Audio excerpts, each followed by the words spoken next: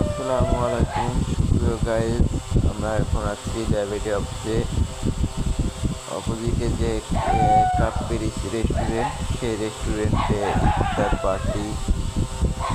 ইফতার পার্টিতে আমরা ইফতার করার জন্য এখানে আসছিলাম। আজকের ভিডিওতে আমরা কিন্তু কাপ পেরিস রেস্টুরেন্টের প্রবেশ পথটায় কিন্তু সর্বপ্রথম আপনারা দেখছেন।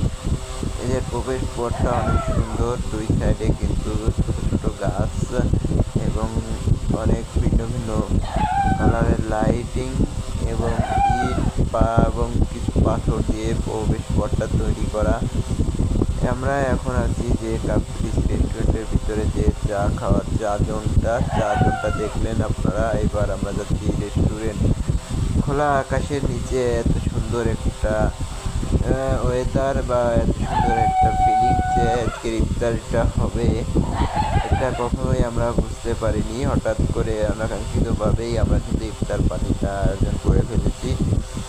এখানে আমরা ইফতার পার্টিতে আসছিলাম আমরা তিনজন অলরেডি, আমি সহ আমার আরও দুইটা বন্ধু এখানে আসছিলাম।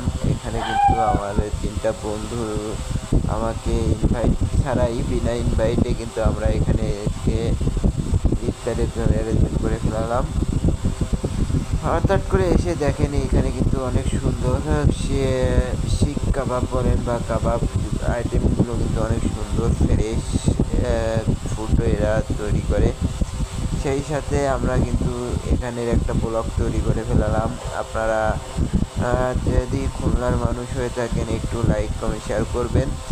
আর এই যে কাপ পেরিস রেস্টুরেন্টের লোকেশন যারা এখনও জানেন না, শিববাড়ি সোনারাঙ্গা থেকে শিববাড়ি যাওয়ার আগে